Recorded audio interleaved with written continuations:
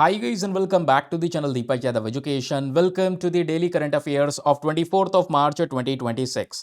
तो गाइज आज है तारीख 24 मार्च 2026 और है ट्यूसडे। आज की तारीख से जितने भी मोस्ट इंपॉर्टेंट करंट अफेयर्स बनेंगे वो सभी करंट अफेयर्स हम इस लेक्चर के अंदर में डिस्कस करेंगे। करंट अफेयर्स का एक अल्टीमेट सोर्स ये लेक्चर आपका है। आप अगर यूपीएससी के लिए प्रिपेयर कर रहे हैं, स्टेट पीएससी के लिए प्रिपेयर कर रहे हैं, आपके लिए बहुत ही ज़्यादा हेल्प करने वाला है ये पूरा का पूरा डिस्कशन। इसमें हम आर्टिकल को बहुत ही क्रिस्प वे में डिस्कस करते हैं। आज की तारीख के जितने भी इंपॉर्टेंट टॉपिक्स होंगे उन सभी को दोस्तों यहाँ पे कवर किया जाएगा। एंड ये जो आपके सामने शानदार सा पीडीएफ दिखाई दे रहा है जिसमें बहुत सारे इंपॉर्टेंट रिवीजन पॉइंटर्स दिए जाते हैं, कैसे याद रखना है, भविष्य में रिवाइज कैसे करना है, एंड वीडियो के लास्ट में आपको टेस्ट शीट दी जाती है। तो पूरे लेक्चर को सुनने के बाद में आप प्रैक्टिस क्वेश्चंस को यहाँ पर अटेम्प्ट करोगे। आपका स्कोर जो भी आएगा उसको नीचे कमेंट सेक्शन में आप सभी लोग लिखेंगे। लेकिन ये पीडीएफ आपको कहाँ पर मिलेगा दोस्तों? तो ये पीडीएफ मिलता है हमारे टेलीग्राम ग्रुप के ऊपर में। आप लोग जा सकते हैं टेलीग्राम पर, वहाँ पे जाके सर्च बॉक्स में लिखना दीपक यादव एजुकेशन यूपीएससी, ये टेलीग्राम चैनल मिल जाएगा। और दोस्तों यहाँ पर इस टेलीग्राम चैनल पर लगभग 77,000 से ज़्यादा लोग जुड़ चुके हैं। आप भी जुड़कर अपने इन सभी लेक्चर के पीडीएफ डॉक्यूमेंट्स को यहाँ से डाउनलोड कर पाओगे। तो चलिए फिर शुरुआत करते हैं आज के डिस्कशन की। एंड ये है आज का हमारा आर्टिकल नंबर 1। ये काफ़ी ज़्यादा इंपॉर्टेंट है, वनडे एग्जामिनेशन भी हेल्प करेगा, साथ ही साथ में यूपीएससी में भी हेल्प करेगा। और यूपीएससी ने आपको पता होगा इंपॉर्टेंट डेज पूछने शुरू कर दिए हैं। लास्ट ईयर भी इंपॉर्टेंट डे को लेकर कुछ क्वेश्चंस हम लोगों ने देखे थे। अभी जो बहुत ज़्यादा चर्चाओं में है, जिसको लेकर इवन द हिंदू में, इंडियन एक्सप्रेस में एडिटोरियल छपे हैं, किस चीज़ को लेकर? वर्ल्ड वाटर डे को लेकर। तो वैसे आज है 24 मार्च, तो आज से 2 दिन पहले 22 मार्च को हर साल हम वर्ल्ड वाटर डे ऑब्जर्व करते हैं। और ये लगभग 1993 से ही ऑब्जर्व किया जाता है, याद रखिएगा। ये एक एनुअल यूनाइटेड नेशन ऑब्जर्वेंस है। ये यूनाइटेड नेशन की साइड से शुरुआत की गई थी। हर साल 22 मार्च को हम वर्ल्ड वाटर डे ऑब्जर्व करेंगे। अब क्वेश्चन यह है कि इसको ऑब्जर्व करने का पर्पस क्या है? पर्पस है कि आज हमें पता होना चाहिए फ्रेश वाटर रिसोर्सेज का इंपॉर्टेंस, पानी का महत्व हमारी लाइफ में कितना ज़्यादा बड़ा है, उसका पता होना बहुत ही ज़्यादा ज़रूरी है। एंड सबसे ज़्यादा इंपॉर्टेंट चीज़ है दोस्तों इस डे का इतिहास।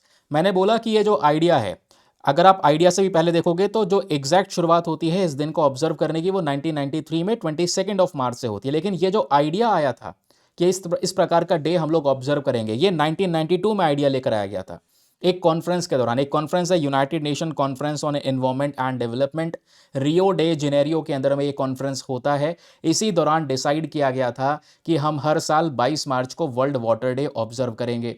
अच्छा, जब ये डिसाइड किया गया था तो इसका मेन ऑब्जेक्टिव क्या था? तो मेन ऑब्जेक्टिव मैंने आपको बताया कि वाटर के बारे में, जो वाटर का इंपॉर्टेंस है वो समझना। एंड साथ ही साथ दोस्तों आपको पता होगा आज दुनिया के बहुत सारे सस्टेनेबल डेवलपमेंट गोल्स हैं, सस्टेनेबल डेवलपमेंट गोल्स, जिसको हमें अचीव करना है 2030 तक। ठीक है, ऐसे 17 सस्टेनेबल डेवलपमेंट गोल्स एसडीजीज आपको देखने को मिल जाते हैं। और ये तो आप लोगों को पता ही है, मैंने कई बार आपको 17 सस्टेनेबल डेवलपमेंट गोल्स के बारे में पढ़ा रखा है। और दुनिया ने यहाँ पर ये टारगेट रखा है कि 2030 तक हम इन 17 गोल्स को अचीव करेंगे। 17 गोल में जैसे कि मेन पर्पस क्या है? फर्स्ट गोल में हम बात करते हैं नो पॉवर्टी, यानी दुनिया के अंदर में गरीबी खत्म करना। ठीक है, फिर उसके बाद में ज़ीरो हंगर सेकंड गोल आपको देखने को मिल जाएगा कि भुखमरी को ख़त्म करना। थर्ड गोल आपको देखने को मिल जाएगा गुड वेलबींग, लोगों की हेल्थ के ऊपर में काम करना। फिर उसके बाद फोर्थ गोल हमारा है क्वालिटी एजुकेशन, लोगों को एक अच्छी शिक्षा प्रोवाइड करवाना। एंड फिफ्थ गोल जो आपको देखने को यहाँ पर मिलता है वो है जेंडर इक्वालिटी। ठीक है, जेंडर इक्वालिटी यानी कि जेंडर के बीच में एक समानताएं बनी रहे, कोई इसमें असमानता ना हो। एंड अब ये मैंने 5 आपको पढ़ा दिए हैं क्योंकि इसके बाद छठा वाला बहुत इंपॉर्टेंट है। छठा वाला बात करता है दोस्तों क्लीन वाटर के बारे में एंड सैनिटेशन के बारे में। साफ पीने का पानी लोगों को मिलना चाहिए, इसको इंश्योर करना, ये भी मेन पर्पज़ है हमारे इन सस्टेनेबल डेवलपमेंट गोल्स के अंदर में। तो टोटल ऐसे 17 सस्टेनेबल डेवलपमेंट गोल्स दुनिया ने डिसाइड करे हैं। और इसमें वर्ल्ड वाटर डे में जो मेन हमारा इंपॉर्टेंस यहाँ पर आता है वो सस्टेनेबल डेवलपमेंट गोल 6 को लेकर भी आता है, क्योंकि ये वर्ल्ड वाटर डे इस गोल को सपोर्ट करता है। हमारा मेन पर्पस है 2030 तक हम इंश्योर कर सकें कि हर प्रकार से हर व्यक्ति के पास में वाटर पहुंच सके, पानी पहुंच सके, साफ सफाई पहुंच सके, ये हमारा टारगेट है। अच्छा, एक चीज़ और होता है, जब भी कोई पर्टिकुलर डे सेलिब्रेट किया जाता है या ऑब्जर्व किया जाता है तो उसका मेन विषय होता है, यानी उसका थीम क्या है। हर साल अलग अलग थीम होता है। आपको इस बार का थीम याद रखना है 2026 का, वो है वाटर एंड जेंडर। ठीक है, वाटर एंड जेंडर ये दिखाता है कि महिलाओं का, गर्ल्स का कितना ज़्यादा बड़ा रोल है वाटर मैनेजमेंट के अंदर में। इवन ये एक चीज़ और शो करता है कि आखिर आज के समय पर जो महिलाओं के ऊपर में बर्डन है, पानी को कलेक्ट करना, कुएं से लेकर आना, बहुत सारे रीजन्स के अंदर में उन्हीं के ऊपर में ये एक मेन रिस्पॉन्सिबिलिटी बनी हुई है। एंड इसके साथ साथ ये जो वाटर एंड जेंडर थीम रखा गया है, एक चीज़ और दिखाता है, वो ये है where water flows equality grows. तो इस बार यहाँ पर इस थीम का मतलब एग्जैक्टली कुछ इस प्रकार से देखने को मिलेगा। एग्जामिनेशन में कोई क्वेश्चन बने तो आप लोगों को पता होना चाहिए इसके बारे में। एग्जैक्टली थीम कई बार पूछ ले सकता है और बहुत सारे एग्जामिनेशन में थीम ही कई बार पूछ लेता है। अब हर एक डे याद नहीं रखने होते, कम से कम जो न्यूज़ में है उतना तो पढ़कर जाना है हमें। ठीक है, ये छोटे छोटे रिवीजन पॉइंटर है, कभी भी भविष्य में रिवाइज करना हो तो आप रिवाइज कर सकते हैं 3 पॉइंट के अंदर में। कब इसकी शुरुआत हुई, कौन इसको ऑर्गेनाइज करता है, इसका मेन गोल क्या है, एंड 2026 का थीम, दैट्स इट। ओके, चलो अगले न्यूज़ आर्टिकल पर आते हैं। अगला आर्टिकल हमारे लिए काफ़ी ज़्यादा इम्पॉर्टेंट है, क्योंकि दोस्तों यहाँ पर हम लोग बात कर रहे हैं अपने प्रारंभ 2026 के बारे में। ये क्या है भाई? एक बहुत ही ज़्यादा इम्पॉर्टेंट इनिशिएटिव जो बेसिक तौर पे यूनियन मिनिस्ट्री फॉर फिनांस की साइड से स्टार्ट किया गया है। जो हमारा फिनांस मिनिस्ट्री है, वित्त मंत्रालय, इनकी साइड से ये शुरू किया गया है इनिशिएटिव प्रारंभ 2026। पढ़कर जाइएगा, बहुत काम का है। अच्छा, कोई भी ऐसा इनिशिएटिव वगैरह होता है तो एग्जाम में क्या पूछा जाता है, उसका मेन पर्पज़ या उसका मेन ऑब्जेक्टिव क्या है। तो प्रारंभ 2026 का मेन फुल फॉर्म देखोगे तो इसका फुल फॉर्म है policy reform and responsible action for mission विकसित भारत। भारत को डेवलप्ड कंट्री बनाने के लिए, विकसित भारत बनाने के लिए कुछ नई पॉलिसी रिफॉर्म्स, उस तरीके से यहाँ पर एक प्रारंभ इनिशिएटिव की शुरुआत होती है। लेकिन इस इनिशिएटिव का जो अल्टीमेट गोल है वो क्या है? Income tax 2025। क्योंकि आपने दोस्तों इस बार 2026-27 का बजट पढ़ा, इनकम टैक्स को लेकर कोई बदलाव नहीं है, क्योंकि 2025-26 वाले बजट में ही इनकम टैक्स को लेकर सबसे बड़ा बदलाव कर दिया गया था। लेकिन 2025 वाला जो ये इनकम टैक्स वाला नियम है दोस्तों, ये अभी अप्लाई होने वाला है 1 से। ठीक है, 1 अप्रैल 2026 से ये लागू होगा, यानी कि आज से कुछ दिनों बाद ये लागू हो जाएगा। तो इस इनकम टैक्स एक्ट 2025 यानी नए वाले कानून के बारे में देश भर में अवेयरनेस होनी चाहिए, जागरूकता होनी चाहिए, और इसको लेकर जागरूकता फैलाने के लिए ही इस प्रारंभ इनिशिएटिव की शुरुआत की गई है। दैट्स इट, इतना गेम है। पूछ सकता है बताओ प्रारंभ 2026 के पीछे कौन सा मंत्रालय है, तो वो है मिनिस्ट्री ऑफ फिनांस, वित्त मंत्रालय यहाँ पर इस इनिशिएटिव की शुरुआत करता है। फिर बात आती है नेचर ऑफ कैंपेन की। ये मेन पर्पस क्या होने वाला है, इसमें हम अवेयरनेस कैंपेन की बात कर रहे हैं, लोगों को जागरूक किया जाएगा, लेकिन किस पर्पस से?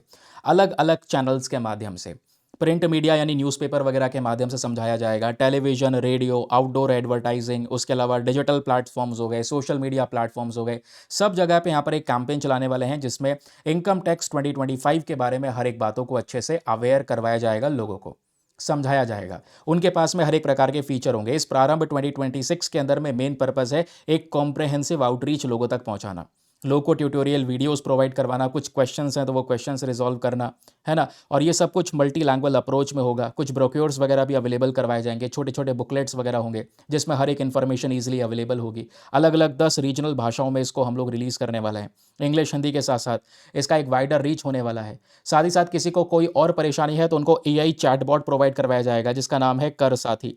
क्योंकि टैक्स है तो टैक्स यहाँ पर हिंदी में कहते हैं कर, कर साथी ये आपको एआई चैटबॉट देखने को मिलेगा।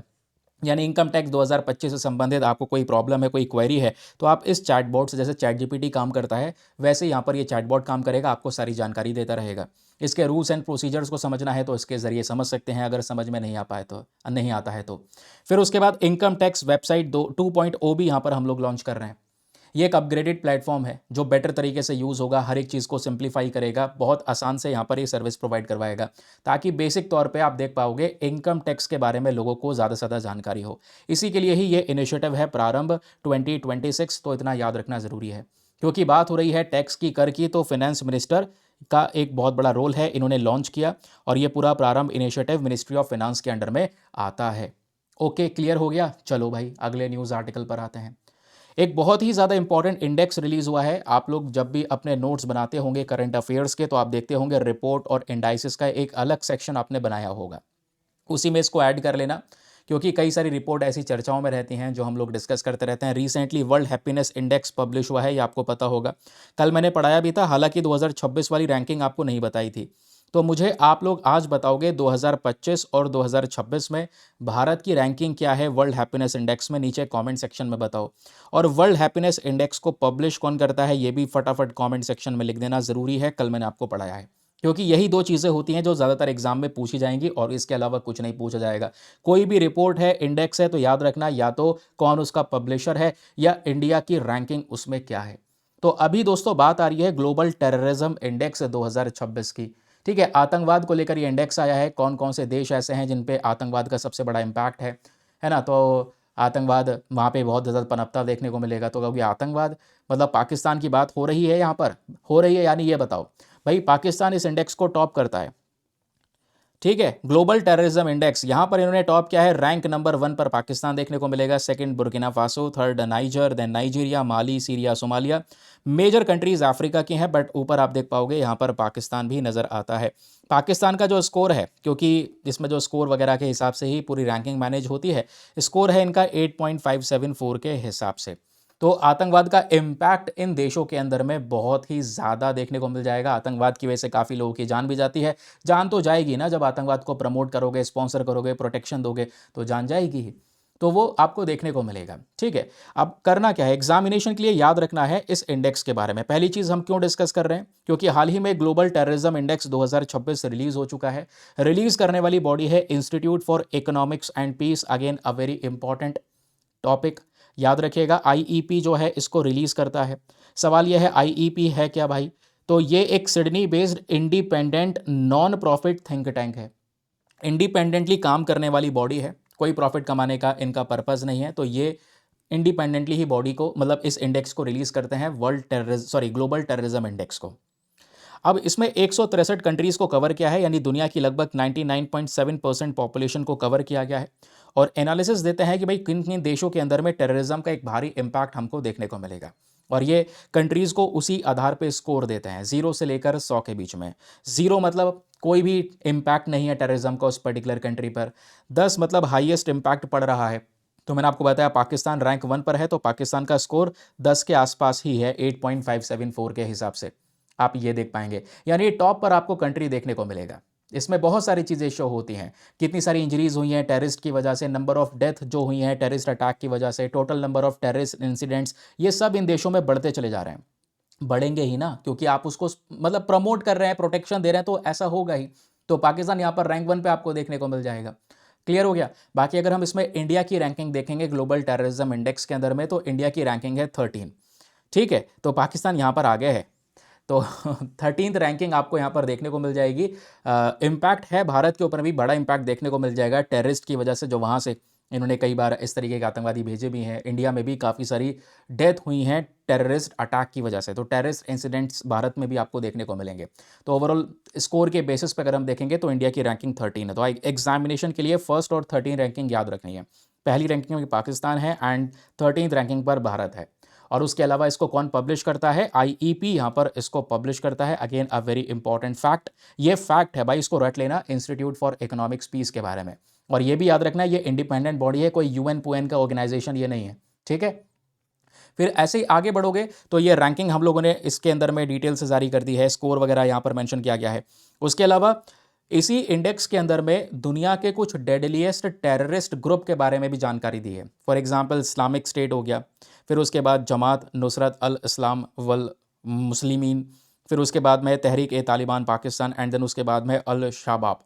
तो ये कुछ ऑर्गेनाइजेशंस आपको देखने को मिलेंगे, कुछ ऐसे नाम मिल जाएंगे, टीटीपी, अल शबाब, JNIM, ये सब क्या है, रिसेंटली किस वजह से चर्चाओं में थे। तो वर्ल्ड टेररिज्म इंडेक्स के अंदर में इनको कह सकते हैं एक डेडलीस्ट टेररिस्ट ग्रुप के अंदर में रखा गया है कि सबसे डेंजरस ग्रुप्स हैं, इनकी वजह से कई सारे लोगों की जान जाती है। ठीक है, बहुत बड़े हथियार हैं, आतंकवादी ग्रुप, आतंकवादी संगठन आपको ये देखने को मिलेंगे। ओके, चलिए आगे आते हैं उसके बाद अगले न्यूज़ आर्टिकल की तरफ। अगला आर्टिकल बात करता है दोस्तों मैंग्रोव्स के बारे में। Again a very important topic, बहुत चर्चाओं में है ये, रिसेंटली काफ़ी न्यूज़ इसको लेकर कवर हुई है, द हिंदू में भी कवर हुई है। तो आइए मैं आपको बताता हूँ कि आखिरकार इसके पीछे कारण क्या है न्यूज़ में रहने का। कारण दोस्तों आपके सामने ये प्रेजेंट है। हाल ही में सुप्रीम कोर्ट के पास में एक मैटर जाता है, वैसे ये मैटर बॉम्बे हाई कोर्ट का है। हुआ क्या, बॉम्बे हाई कोर्ट ने हाल ही में एक रोड बन रही है कोस्टल रोड, जिसका नाम है वर्सोवा भयांदर कोस्टल रोड। अब जब ये समुद्र के किनारे बना रहे हैं तो समुद्र के किनारे एक पेड़ पाया जाता है जिसको बोलते हैं मैंग्रोव। ये मैंग्रोव जो पेड़ हैं दोस्तों, इनको काटने की बात की जा रही है कि भाई लगभग 45 से 50 हज़ार मैंग्रोव पेड़ काटे जाएंगे। कितने? 45 से 50 हज़ार। इतने पेड़ काटेंगे तब जाके यहाँ पर ये पूरा रोड प्रोजेक्ट डेवलप हो पाएगा। बॉम्बे हाई कोर्ट ने तो भाई अप्रूवल दे दिया कि ठीक है, लो अप्रूवल, काटो यहाँ पर ये 50, जो भी 45-50 हज़ार पेड़ काटना है काट दो। बॉम्बे हाई कोर्ट ने अप्रूवल दिया, मामला पहुंचा सुप्रीम कोर्ट में।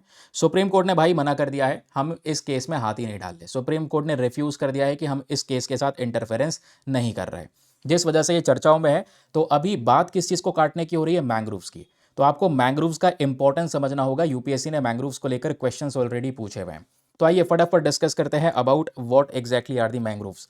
मैंग्रोव वो पेड़ हैं जो सॉल्ट टॉलरेंट है, क्योंकि कोस्टल रीजन क्या है भाई? जो समुद्र के किनारे है, समुद्र में जो पानी मिल रहा है वो सारा का सारा खारा पानी है। उस खारे पानी में ग्रो करने की ताकत है इस पेड़ के पास में, ठीक है। तो सॉल्ट टॉलरेंट ट्री है, श्रब्स हैं। उसके अलावा ये कहाँ पे ग्रो करता है? कोस्टल एरियाज में, समुद्र किनारे आपको देखने को मिल जाएगा। सुंदरबन में आपने देखा होगा सबसे बड़ा मैंग्रोव फॉरेस्ट एरियाज वहीं पर प्रेजेंट है। ओके, उसके बाद याद रखेगा सैलिन वाटर, ब्रैकिश वाटर, यानी खारा पानी, नमकीन पानी में ये ग्रो कर सकता है। इसके पास में वो फैसिलिटीज़ हैं, वो अडेप्टेबिलिटी है, हाई सैलिनिटी को झेल सकता है। ऑक्सीजन लेवल अगर कम भी हो जाए तब भी यहाँ पर ये आराम से मैनेज कर सकता है। ओके, अब क्वेश्चन आता है मैंग्रोव्स के कुछ इंपॉर्टेंट कैरेक्टरिस्टिक्स के बारे में। पहला कैरेक्टरिस्टिक आपको देखने को मिल जाएगा which is a salt tolerance, यानी सॉल्ट फिल्टर कर लेते हैं। ये इसकी जो रूट्स है ना, वो जड़ें इस तरीके से यहाँ पर बनी हुई हैं, उनमें एक कह सकते हैं कि अडेप्टेबिलिटी है कि खारे पानी को ये झेल सकते हैं। सॉल्ट को ये रूट्स फिल्टर कर लेती हैं, ठीक है। उसके अलावा दूसरा यहाँ पर आप देख पाओगे इसमें जो फीचर है वो एरियल रूट्स। ऐसी जड़ों को यहाँ पर एक नाम दिया जाता है जिसका नाम है न्यूमाटोफोर्स। थोड़ा सा आप याद रख सकते हैं न्यूमाटोफोर्स के बारे में। क्या होता है? ये एरियल रूट्स हैं, ये जड़ में से ऊपर इस तरीके से जो निकला हुआ दिखाई दे रहा है ना, ये सारे न्यूमाटोफोर्स हैं। ये ब्रीथिंग रूट्स हैं जो स्पेशल तौर पे इस खारे पानी के अंदर इस पेड़ की जड़ों को मजबूत रख रहे हैं, सांस लेने में मदद करते हैं। तो ये ऑक्सीजन को डिफ्यूज़ करते हैं, आप ऐसा थोड़ा सा यहाँ पर याद रख सकते हैं। तो न्यूमाटोफोर्स बहुत ही ज़्यादा इंपॉर्टेंट माने जाते हैं, ये ब्रीथिंग रूट्स कहलाती हैं। ये ब्रीथिंग रूट्स यहाँ पर जो अंदर दबी हुई जड़ें हैं दोस्तों, उसके ऊपर निकलती हैं और ये कह सकते हैं ब्रीथिंग के लिए काम करती हैं, इस पेड़ को बहुत ही ज़्यादा मदद देती हैं। पानी भरा हुआ है, ऐसे कह सकते हैं, नीचे ऑक्सीजन नहीं है, तो उसके नीचे अगर ये ऊपर की साइड में निकल रही हैं तो ये ऊपर से ऑक्सीजन नीचे जड़ों तक पहुँचाने का काम करती हैं न्यूमाटोफोर्स। ठीक है, क्लियर हो गया। ये जो प्लांट है कौन सी कैटेगरी में आता है? विविपैरी। वेरी वेरी इंपॉर्टेंट प्रश्न यहाँ से बन सकता है। विविपैरी कौन से प्लांट्स होते हैं? इनमें जो इन प्लांट के बीज होते हैं ना, वो फूटते हैं पेरेंट प्लांट पर, यानी कि प्लांट होता है, प्लांट पे ही बीज यहाँ पर ग्रो करने लगेंगे और उसी से ही नया प्लांट ग्रो करने लगेगा। ऐसे ही बहुत सारे फ्रूट्स के साथ में भी होता है, जैसा आपने देखा होगा, उस पर ही बीज मतलब ग्रो करने लगते हैं। सीड्स जर्मिनेट होते हैं अपने पेरेंट प्लांट पर ही। तो जो भी यहाँ पर बीज ग्रो करेंगे पेरेंट प्लांट पे ग्रो करेंगे और ऐसे प्लांट्स को हम विविपैरी कहते हैं। बहुत यूनिक है, रेयर नेचर है। तो एग्जामिनेशन में प्रश्न बन सकता है कि बताओ जो मैंग्रोव्स हैं इनमें कौन सा कैरेक्टरिस्टिक पाया जाता है। नीचे कमेंट सेक्शन में यहाँ पर नीचे स्टेटमेंट्स के अंदर में विविपैरी आपको मिला होगा, लिखा हुआ देखने को मिलेगा। तो विविपैरी इज़ द करेक्ट आंसर। फिर इसके पास में एक और बहुत बड़ा एक कह सकते हैं फैसिलिटी है, वो है हाई कार्बन सीक्वेस्ट्रेशन। माना जाता है कि ये क्लाइमेट चेंज मिटिगेशन के लिए बहुत ज़रूरी है, क्योंकि इस पेड़ के अंदर में क्षमता है कि ढेर सारा आपके एनवायरनमेंट का जो कार्बन एमिशन है, जो उसको ये अपने अंदर एब्जॉर्ब करके रख सकता है। और जितना कार्बन एब्जॉर्ब करके रखेगा, यानी कि आपके एटमॉस्फेयर की जो टेम्परेचर है, जो गर्मी है, उसको ये कम करता हुआ नजर आएगा। तो ये ज़रूरी भी है। तो आप देख पाओगे आज 40-45 हज़ार 50 हज़ार पेड़ काटने की कितने आसानी से बात की जा रही है, उसके बारे में डिस्कशन हो रहा है। सुप्रीम कोर्ट ने रिफ्यूज़ कर दिया कि हम इंटरफेयर करेंगे ही नहीं इस मैटर में। बाकी इतना ही नहीं दोस्तों, आप इसको काट दोगे ना, कि मान लो जैसे कि यहाँ पर इधर ये समुद्र है, इधर यहाँ पर ये पूरा का पूरा पेड़ ही पेड़ लगे हुए हैं, मैंग्रोव्स के पेड़ हैं, इधर यहाँ पर हैबिटेट है जहाँ पे लोग रह रहे हैं। तो ये जो पेड़ है ना, ये पेड़ एक प्रोटेक्शन भी प्रोवाइड करवाता है हमारे इस पीछे वाली ज़मीन को, समुद्र से प्रोटेक्शन देता है। समुद्र से जो एक तेज़ आंधी तूफान आ रहा है ना, उन सब को लेकर, या जो कोस्टल एरिया है, कोस्टल इरोजन होता है, मिट्टी यहाँ से बहती है, उन सबको जकड़ के आपस में रखता है। तो ये एनवायरनमेंट के लिए, इकोलॉजी के लिए ये प्लांट अपने आप में बहुत ज़रूरी है, लेकिन आज हम इसको काटने की बात कर रहे हैं। चलो फाइनली अब आता है main point is distribution. Examination में ज़्यादातर यही चीज़ें पूछी जाती हैं, तो उसको याद रखेगा। याद ये रखना है कि ये मैंग्रोव्स के प्लांट्स हमको कहाँ कहाँ पर मिलते हैं, इसका मेजर डिस्ट्रीब्यूशन कहाँ कहाँ पर है। तो जितने भी कोस्टल एरियाज आपको देखने को मिल जाएंगे, ये रहा मैप के अंदर में एक बढ़िया एक फ़ोटो आपके सामने प्रेजेंट है। ये आप देख पाओगे वेस्ट बंगाल। वेस्ट बंगाल में सुंदरबन में सबसे ज़्यादा बड़ा मैंग्रोव फॉरेस्ट मिलता है। फिर गुजरात में बहुत सारे मैंग्रोव्स पाए जाते हैं, महाराष्ट्र में पाया जाता है, गोवा कर्नाटका में पाया जाता है, केरला में नहीं देखने को मिलता। तमिलनाडु हो गया, आंध्र प्रदेश हो गया, ओडिशा हो गया, ये सारे के सारे वो स्टेट्स हैं दोस्तों जो तट के किनारे हैं, समुद्री तट के किनारे हैं, और यहाँ पर मैंग्रोव्स वाले जो पेड़ हैं वो पाए जाते हैं। ठीक है। आइलैंड पूछ लेगा तो बिल्कुल ये देखो ग्रीनिश, इसको भी रखा गया है। अंडमान निकोबार आइलैंड्स पर भी ये जो मैंग्रोव के पेड़ हैं वो पाए जाते हैं, इस बात को याद रखना है। तो डिस्ट्रीब्यूशन लिखित में भी आपको दिया गया है। डिस्ट्रीब्यूशन में देखोगे तो सुंदरबंस हमारा West Bengal largest mangrove forest है। उसके अलावा महानदी, गोदावरी, कृष्णा डेल्टा जो ओडिशा और आंध्र प्रदेश में है, यहाँ पर ढेर सारे मैंग्रोव्स पाए जाते हैं। देन उसके बाद में तमिलनाडु के अंदर में पेचावरम है, ओडिशा में भितरकनिका है, गुजरात में गल्फ ऑफ कच्छ हो गया, Andaman Nicobar islands and then Lakshadweep islands भी आपको देखने को मिल जाएंगे, जहां पर अगेन मैंग्रोव पाए जाते हैं। ये डिस्ट्रीब्यूशन ही पूछ लेगा एग्जामिनेशन में कि बताओ मैंग्रोव्स भारत में कहाँ कहाँ में मिलते हैं। इसका स्पेसिफिक फीचर हमने डिस्कस कर लिया है। इसकी जो जड़ें हैं वो न्यूमाटोफोर्स हैं। एक वीवी पैरी, ये याद रखिएगा, बहुत इंपॉर्टेंट फीचर है कि पेड़ पर ही जो बीज है वो ग्रो करता है, सीड जर्मिनेट होता है पेड़ पे, इसको वीवी पैरी कहते हैं। और वो पर्टिकुलर फीचर इसी प्लांट में मैंग्रोव्स में हमको देखने को मिलेगा। That's it. चलिए अगला न्यूज़ आर्टिकल आपके सामने प्रेजेंट है and again a very important topic. ज़्यादा कुछ नहीं, बस खाली ये मोटा मोटा नाम याद रखना है इसमें, और कुछ नहीं पढ़ना। मैंने इसलिए कुछ लगाया भी नहीं है इसके अंदर में, बस इतना याद रखिएगा। रिसेंटली देखो हुआ क्या है, सरकारी डेटा में पीआईबी वगैरह में भी ये डेटा छपा हुआ है, तो आपको पढ़ना तो ज़रूरी है। उटपटांग सा नाम है, पूछ लेगा तो फिर क्या करेंगे, है ना। अरुणाचल प्रदेश के अंदर में जो कीवी होती है, कीवी, उसकी एक नई स्पीशी डिस्कवर करी गई है। जंगली कीवी, वाइल्ड कीवी की नई प्रजाति डिस्कवर की गई है और उसका नाम यहां पर यह रखा गया है एक्टिंडिया इंडिका। बस हाल इतना आपको याद रखना है। मैंने देखो इसमें कुछ बाकी ऐड किया ही नहीं है, बस इतना सही पोर्शन ऐड किया है। तो एक नई स्पीशी डिस्कवर की है बॉटनिकल सर्वे ऑफ इंडिया ने। ये सब इंपॉर्टेंट नहीं है, आपको याद रखना है ये स्पीशी डिस्कवर अरुणाचल प्रदेश में की गई है। एग्जाम में प्रश्न ऐसे बनेगा कि हाल ही में एक्टिनिडिया इंडिका ये एक टर्म न्यूज़ में था, ये क्या है या किस चीज़ से एसोसिएटेड है। तो ये दोस्तों वाइल्ड कीवी की स्पीशी है, बस इतना याद रखना है। इन दोनों को आपस में जोड़ लो। एक्टिनिडिया इंडिका एक वाइल्ड कीवी की स्पीशी है, बस और कुछ नहीं। अरुणाचल प्रदेश के अंदर जीरो वैली में इसको खोजा गया है, नई प्रजाति को। इतनी सी बात यहाँ पर हमें जाननी है, याद रखनी है, रट लेनी है। ठीक है। तो इसमें अननेसेसरी टाइम वेस्ट करने की ज़रूरत नहीं है कि हाँ भाई ये वाली स्पीशी ऐसी है, इंडिया में कितनी पाई जाती है, नहीं, ध्यान मत दो। ठीक है। पैटर्न के ऊपर में हम काम कर रहे हैं, जैसे पीवाईक्यूज पूछे जा रहे हैं वैसे प्रीवियस ईयर क्वेश्चंस को एनालाइज करके आपके लिए बहुत क्रिस्प वे में हम लोग ये डिटेल्स प्रोवाइड करवा रहे हैं, थोड़े समय में आप ज़्यादा आउटपुट निकाल सकें। ठीक है। और इसलिए मॉर्निंग में, अर्ली मॉर्निंग में रोज़ सुबह 5:30 बजे ये सेशन अपलोड हो रहा है। ठीक, टाइम याद रखेगा ताकि आप 5:30 बजे रोज अवेलेबल रहें इस सेशन को अटेंड करने के लिए। देन अगला आर्टिकल अपने पास में प्रेजेंट है दोस्तों आईएनएस तारागिरी के बारे में। Again a very important article. ये टॉपिक द हिंदू में रिसेंटली पब्लिश हो चुका है, इंडियन एक्सप्रेस में पब्लिश हो चुका है, पीआईबी में भी छप चुका है। अब हम लोग यहाँ पर अपने सेशन में कवर कर रहे हैं, वो भी इस वाले सेशन में। ठीक है। अभी द हिंदू वाले सेशन में इसको कवर नहीं किया गया है। हुआ यह है, इसको लेकर और भी खबरें कवर होंगी। अभी मार्च का महीना चल रहा है, 23 मार्च है। कुछ दिनों बाद 3 अप्रैल 2026 को आईएनएस तारागिरी F41 इसको कमीशन किया जाएगा और इंडियन नेवी को सौंपा जाएगा। ये क्या है दोस्तों, आपको ये याद रखना है, ये एक स्टेल्थ फ्रीगेट है। फ्रीगेट क्या होता है, लड़ाकू जहाज जिसमें बहुत सारे हथियार लगा सकते हैं। इवन इस पे से तो भाई ब्रह्मोस मिसाइल दाग सकते हैं। ब्रह्मोस आर्म्ड आईएनएस तारागिरी है, जिसने अभी इंडियन नेवी को ये ज्वाइन कर रहा है। ध्यान में रखिएगा, स्टेल्थ मतलब रडार की पकड़ में नहीं आएगा, इस तरीके से इसको डिजाइन किया गया है। अब याद क्या क्या रखना है, number 1 point as INS Taragiri ये चौथा जहाज है दोस्तों जो नीलगिरी क्लास से बिलोंग करता है एंड प्रोजेक्ट 17A के अंडर में ये आता है। ठीक है, चौथा जहाज। अगर आप इसमें देखोगे तो कौन कौन से जहाज हैं इस वाली क्लास को, अगर आप लोग देखोगे तो इसमें नीलगिरी है, उदयगिरी है, तारागिरी है, महेंद्रगिरी है, हिमगिरी है, दूनागिरी है, विंध्यागिरी है। अलग अलग पहाड़ों की जो रेंजेस हैं उसके ऊपर में ये नाम रखा गया है। तो तारागिरी के बारे में इंफॉर्मेशन दी गई है भाई, ये F41 है और उसके अलावा 3 अप्रैल 2026 को यहाँ पर ये कमीशन किया जाएगा, नेवी को सौंपा जाएगा, डिलीवर हो चुका है। महेंद्रगिरी लॉन्च हो चुका है, हिमगिरी एक्टिव है ऑलरेडी, उदयगिरी नीलगिरी ये दोनों के दोनों एक्टिव हैं, ऑलरेडी वर्क कर रहे हैं। समझ रहे हैं, तो याद रखिएगा इसके बारे में, इंपॉर्टेंट है। आने वाले समय पर इसमें से और भी बहुत सारी शिप्स चर्चाओं में हो सकती हैं। तो एग्जामिनेशन में पूछ लेगा कि बताओ आईएनएस तारागिरी कौन सी क्लास या कौन से प्रोजेक्ट का एक प्रोजेक्ट है। तो ये प्रोजेक्ट 17A का यहाँ पर ध्यान में रखेगा जहाज़ है जो नीलगिरी क्लास से बिलोंग करता है। बाकी सारे जहाज़ के नाम मैंने आपको बता दिए हैं। इसका मेन फीचर आपको बस खाली याद रखना है कि भाई इसको डिज़ाइन किया गया है हाई एंड ऑपरेशंस को अंजाम देने के लिए। इसमें एडवांस स्टेल्थ फीचर है, दुश्मन की रडार की पकड़ में हमारा जहाज़ नहीं आएगा, इसलिए उसको स्टेल्थ फीचर कहा जाता है। वेपन्स की बात करेंगे तो इसमें ब्रह्मोस मिसाइल लगाया गया है, तो सरफेस टू सरफेस अटैक कर सकता है, अपने जहाज़ से हम अटैक कर सकते हैं। सरफेस टू एयर, अपने जहाज़ से हम आसमान में दुश्मन को डिस्ट्रॉय कर सकते हैं। इसमें सुपर रैपिड गन माउंट वगैरह की गई है। एंटी सबमरीन वॉरफेयर सिस्टम है, रॉकेट्स हैं, टॉर्पीडोज हैं। इवन समुद्र के अंदर दुश्मन पनडुब्बी से आ रहा होगा तो उस पनडुब्बी को भी डिस्ट्रॉय करने की क्षमता है आईएनएस तारागिरी के अंदर में।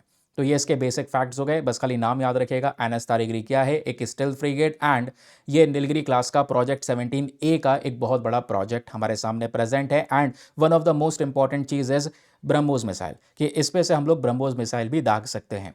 ये बहुत रेलिवेंट फैक्ट है, ठीक है। चलिए, अगला न्यूज़ आर्टिकल आपके सामने प्रेजेंट है दोस्तों, बात करता है माइक्रो फाइनेंस के बारे में एंड इंपॉर्टेंट स्कीम या इंपॉर्टेंट बॉडी जिसको हम लोगों ने बात की है, शॉर्ट फॉर्म में लिखा है CGSMFI। इसका मतलब है credit guarantee scheme for micro finance institution 2.0। तो भारत सरकार यहाँ पर इस नई स्कीम को लॉन्च कर देती है। 20,000 करोड़ रुपए इसमें अनाउंस करे गए हैं, ताकि लोगों को जो छोटे छोटे फैमिलीज़ हैं या फिर जिनको लोन की आवश्यकता है, छोटी फैमिलीज़ में लोन की आवश्यकता है, उनकी आवश्यकता को पूरा किया जा सके इस माइक्रो फाइनेंस इंस्टीट्यूशन के माध्यम से। इसी के लिए गवर्नमेंट ने यहाँ पर लॉन्च किया है इस पर्टिकुलर स्कीम को। इस स्कीम का नाम लंबा चौड़ा है, credit guarantee scheme for micro finance institution. तो थोड़ा सा यहाँ पर इसके बारे में याद रखिएगा, एग्जामिनेशन में यहाँ से कुछ क्वेश्चंस आप लोगों से बन सकते हैं, ठीक है। क्लियर हो गया दोस्तों। चलिए आगे आते हैं। अब यहाँ पर ना हम लोगों ने क्या डिस्कस करना है, थोड़ा सा मैं आपको समझाता हूँ। CGSMFI 2.0 एग्जैक्टली है क्या, थोड़ा सा इसके बारे में पता होना चाहिए। इसका मेन ऑब्जेक्टिव है क्रेडिट गारंटी प्रोवाइड करवाना, किसको, मेंबर लैंडिंग इंस्टीट्यूशंस को, यानी कि जो संस्थान, जो इंस्टीट्यूशन लोन देने का काम कर रही है उसको सपोर्ट करना, उसको क्रेडिट का सपोर्ट प्रोवाइड करवाना, ये हमारा मेन पर्पस है, ठीक है। क्लियर हो गया। इसमें जो बेनिफिशियरीज होंगे, जिनको फायदा मिलेगा, छोटे छोटे बोरोवर्स, स्मॉल बोरोवर्स, जिनको थोड़े पैसे की जरूरत है वो यहां से उठा सकते हैं, और ऐसे इंस्टीट्यूशन को सपोर्ट करेगी गवर्नमेंट इस स्कीम के तहत। ये बेसिक तौर पे हमारा पर्पस है। इसी के लिए 20,000 करोड़ रुपए का ये गारंटी अनाउंस करा गया है, ठीक है, कि आप लोन प्रोवाइड करवाओ छोटे छोटे बिजनेस को, छोटी छोटी फैमिलीज को, अगर उनको रिक्वायरमेंट होती है तो। कोई रिस्क होगा तो हम आपका भरपाई करेंगे, ठीक है। अब यहीं पर एक बॉडी आती है जिसका थोड़ा सा याद रखेगा, NBFC MFI, non banking financial company micro finance institution. इसको थोड़ा अभी रुक के डिस्कस करेंगे, पहले आपको ये वर्ड पता होना चाहिए, माइक्रो फाइनेंस इंस्टीट्यूशंस होते कौन कौन से हैं। माइक्रो फाइनेंस इंस्टीट्यूशन छोटी छोटी संस्थान है जो स्मॉल स्केल पे काम कर रही है, गांव वगैरह में प्रेजेंट होते हैं, लोन्स वगैरह देने का काम करते हैं। तो सॉरी, गांव में कह रहा हूँ, मतलब जनरली आपको उन्हीं एरियाज़ में देखने को मिलेंगे, रूरल एरियाज़ में भी यहाँ पर इंस्टीट्यूशंस देखने को मिलेंगे, लेकिन मेन पर्पस क्या है, लोन्स वगैरह प्रोवाइड करवाने का। हाँ, मेजरली आप देख पाओगे रूरल एरियाज़ में ही मिलेंगे। एनबीएफसीज जो हैं ये भी अर्बन एरियाज़ में भी अवेलेबल होते हैं, रूरल एरियाज़ में भी अवेलेबल होते हैं। एमएफआई जो है ये मेजर तौर पे यूजुअली आप देख पाओगे रूरल एरियाज़ में ही ऑपरेट करते हैं। माइक्रो फाइनेंस इंस्टीट्यूशन, तो थोड़ा सा यहाँ पर इनके बारे में याद रखिएगा, इंपॉर्टेंट है ये। दोनों के बीच में फ़र्क क्या होता है, आइए मैं आपको थोड़ा सा समझाऊंगा। पहले ये जान लो, ये स्मॉल स्केल पे काम करता है, जिसका मेन पर्पज़ है कि मान लो कोई लो इनकम इंडिविजुअल है जिनकी इनकम बहुत कम है, या छोटे छोटे आपको बिजनेस देखने को मिल जाएंगे जिनके पास में कोई फॉर्मल बैंकिंग का एक्सेस नहीं मिल पा रहा है, वो चाहते हैं बैंक से लोन उठाना लेकिन बैंक लोन नहीं दे रहा है, तो उन लोगों को यहाँ पे टारगेट करता है ये माइक्रो फाइनेंस। ये थोड़े मात्रा में, मतलब आप कह सकते हैं छोटे छोटे लोन देता है, सेविंग्स, इंश्योरेंस, ये सारी बेनिफिट्स प्रोवाइड करवा सकता है, ये सर्विसेज दे सकता है माइक्रो फाइनेंस, तो याद रखिएगा, ठीक है। डिफरेंस की बात करेंगे तो एक छोटा सा फोटो आपके सामने प्रेजेंट है, इस पर थोड़ा सा नजर मारिएगा। जो एनबीएफसी होता है ये एमएफआई से अलग होता है। एनबीएफसी थोड़े बड़े लेवल पर काम करता है, ये टारगेट करता है बिजनेस को, रिटेल बोरोवर्स को, बड़े मात्रा में लोन देता है, मीडियम टू लार्ज साइज का लोन देता है। जबकि एमएफआई माइक्रो फाइनेंस इंस्टीट्यूशन लगभग 10,000 रुपए से 1 लाख रुपए तक का लोन देता है, ठीक है, याद रखिएगा। अब क्योंकि लोन छोटा है इसलिए ज़्यादातर कोलेटरल की ज़रूरत नहीं पड़ती, यानी कुछ गिरवी रखने की ज़्यादा ज़रूरत नहीं पड़ती। लेकिन एनबीएफसी में लोन बड़ा हो सकता है क्योंकि किसी रिटेल बोरोवर को दे रहे हो, किसी बिजनेस पर्सन को दे रहे हो, तो इसमें रिक्वायरमेंट पड़ती है कोलेटरल की। आते दोनों आरबीआई के अंडर में है। एनबीएफसी वर्क करता है आरबीआई एक्ट 1934 के अंतर्गत, एमएफआई काम करता है आरबीआई फॉर एनबीएफसी एमएफआईज के अंडर में, ठीक है। तो थोड़ा सा यहाँ पर इसके बारे में याद रखिएगा, इंपॉर्टेंट बहुत ज़्यादा है। जैसे डिपॉजिट की बात करेंगे तो नॉन बैंकिंग फाइनेंशियल कंपनीज में अब बहुत कम कंपनीज है जिसमें थोड़ा बहुत डिपॉजिट अलाउ है कि डिपॉजिट कर सकते हैं, बट एमएफआई में आप पैसा डिपॉजिट नहीं करते हैं। ऐसा नहीं है बैंक की तरह काम करेगा, जैसे बैंक में जाते हैं पैसा डिपॉजिट करते हैं वो ब्याज देता है, नहीं। एमएफआई केवल इसलिए इंस्टीट्यूशन बनाया गया है ताकि छोटे छोटे लोगों को लोन प्रोवाइड करवाया जा सके, उनको ज़रूरत पर लोन दिया जा सके, है ना। और लोन दे देंगे ताकि पॉवर्टी एलिवेशन के ऊपर में काम कर सकें, गरीबी को दूर किया जा सके, ये सब मेन पर्पस है। और इसी माइक्रो फाइनेंस इंस्टीट्यूशन का भारत के अंदर में इंपॉर्टेंस बहुत ज़्यादा है। जब मैं बात करता हूँ इंपॉर्टेंस की, तो फर्स्ट इंपॉर्टेंस वही है financial inclusion and poverty alleviation, कि जो भी अनबैंक्ड पॉपुलेशन है जिनको बैंक के थ्रू ये फैसिलिटी नहीं मिल पा रही है, उनको भी यहाँ पर इस सिस्टम में एंटर किया जा सके, उनको भी ये फैसिलिटीज़ मिल सकें। एमएसएमईज को सपोर्ट करना, छोटे छोटे micro small medium enterprises groups आपको देखने को मिलेंगे, छोटे छोटे बिजनेस देखने को मिलेंगे, उनको सपोर्ट करना, एंटरप्रेन्योरशिप को सपोर्ट करना, उसके अलावा कोलेटरल फ्री लोन्स प्रोवाइड करवाना, वेमेन एम्पावरमेंट के ऊपर मैं काम करना, क्योंकि इकोनॉमिक सर्वे 2025-26 का हमको यह बताता है कि इन माइक्रो फाइनेंस इंस्टीट्यूशन से सबसे ज्यादा उधार लेने वाली महिलाएं हैं, 95% बोरोवर्स आर वेमेन। ठीक है, थोड़ा याद रखेंगे कि भाई क्या रोल है माइक्रो फाइनेंस इंस्टीट्यूशन का, इंपॉर्टेंट बॉडी है, एग्जामिनेशन में क्वेश्चन बन सकता है। लेकिन इसी में ही गवर्नमेंट ने जो स्कीम लॉन्च की है, वो स्कीम किस चीज को लेकर है दोस्तों, वो है एनबीएफसी एमएफआई को लेकर, non banking financial company micro finance institutions की हम बात कर रहे हैं। इनको सपोर्ट मिलेगा, इनके जरिए एमएफआई को सपोर्ट मिलेगा और एमएफआई छोटे छोटे स्मॉल बोरोवर्स को सपोर्ट करेगा। तो क्वेश्चन यही है कि ये जो एनबीएफसी एमएफआई है ये कौन सा कॉन्सेप्ट है और ये कैसे काम करता है, थोड़ा सा मैं आपको ये समझा देता हूं। पहली चीज याद रखिएगा, ये एक नॉन डिपॉजिट टेकिंग एनबीएफसी है, यानी अगर एनबीएफसी वाली फैसिलिटी किसी माइक्रो फाइनेंस इंस्टीट्यूशन के पास में है तो उसमें आप डिपॉजिट नहीं करेंगे। एंड इवन इनको ये बोला गया है कि जैसे बैंक होती है ना, बैंक इतना पैसा अपने एसएलआर में रखेगा, इतना पैसा सीआरआर में रखेगा और इतना पैसा लोन पर देगा, इतना पैसा डिपॉजिट करके रखेगा, ये सब चीज़ें आरबीआई डिसाइड कर लेता है बैंक्स के लिए। वैसे ही माइक्रो फाइनेंस इंस्टीट्यूशन में ये बोला जाता है कि मान लो इनके पास में 100 रुपया है, तो इन 100 रुपये में से 75 रुपया इनको लोन पे देना होगा लोगों को, बाकी 25 रुपीज़ को ये अदर एक्टिविटीज़ में दे सकते हैं क्योंकि इनका काम ही लोन देना है। ठीक है, लोन की डेफिनेशन क्या है, कोलेटरल फ्री लोन होगा। ठीक है, कुछ गिरवी रखने की जरूरत नहीं है, आप ब्याज समेत इनका लोन चुकाएंगे और ये लोन थोड़ा सा ज़्यादा इंटरेस्ट रेट पे भी मिलता है बैंक के कंपैरिजन में। उसके अलावा क्योंकि अब बैंक में लोन नहीं मिल पा रहा, तभी तो माइक्रो फाइनेंस इंस्टीट्यूशन को खोजा है, तो ये थोड़ा सा ज़्यादा ब्याज चार्ज कर लेते हैं। हाउस होल्ड्स की बात करेंगे तो स्पेशली उन घरों को दिया जा सकता है जिनकी टोटल इनकम सालाना 3 लाख रुपए है। सालाना 3 लाख रुपए इनकम है, कुछ पैसे की रिक्वायरमेंट है, तो वो एमएफआई से जाकर लोन उठा सकते हैं। ओके, समझ में आ गया।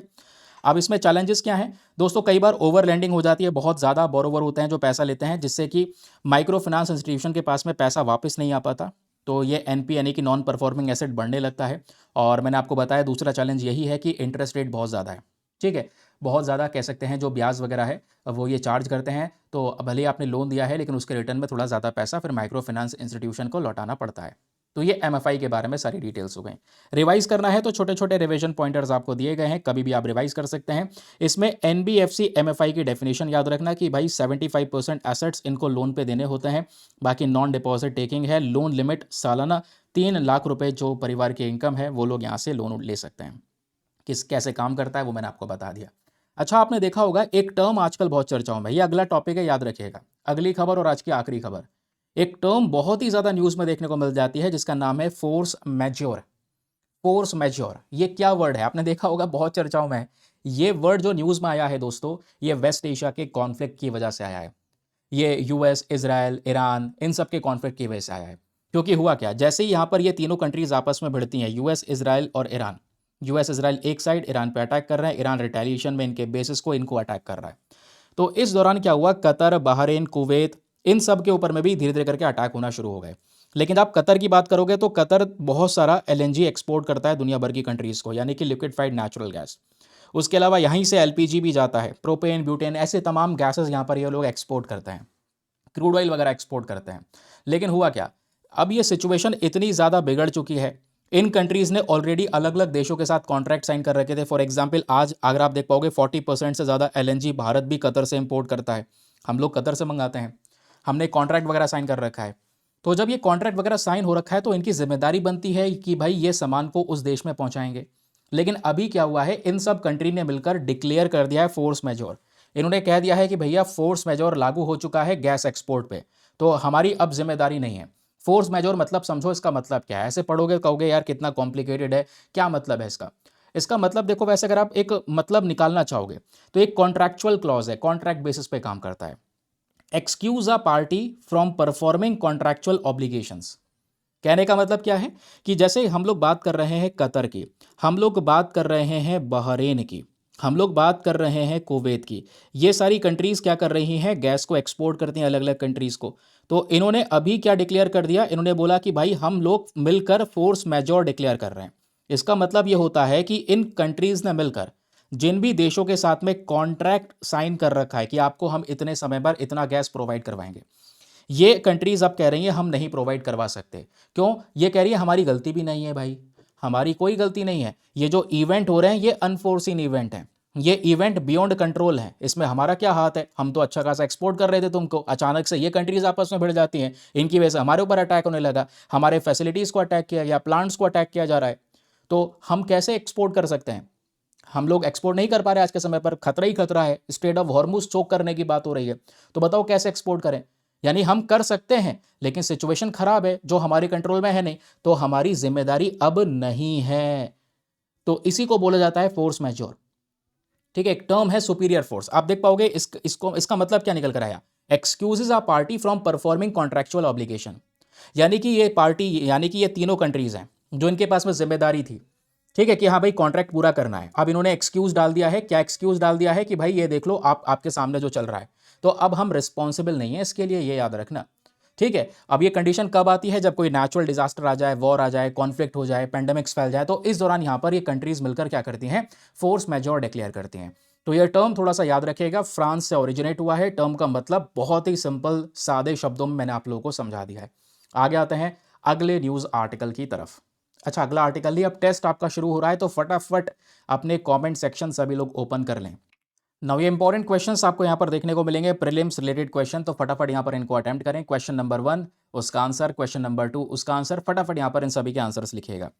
चलिएगा, सबसे पहले यहां पर क्वेश्चन नंबर 1 आपके सामने प्रेजेंट है, जो बहुत ही ज्यादा इंपॉर्टेंट है, जिसमें हम लोगों ने वर्ल्ड वाटर डे के बारे में समझा।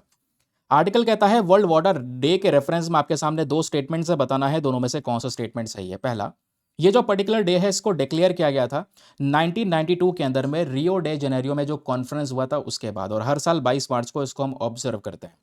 सेकेंड स्टेटमेंट कहता है world water day directly associated है सस्टेनेबल डेवलपमेंट गोल नंबर 6 को अचीव करने से। तो ये इसमें से बताओ कौन सा स्टेटमेंट सही है। Option A 1 only, B 2 only, C दोनों सही है, या फिर डी दोनों के दोनों गलत हैं।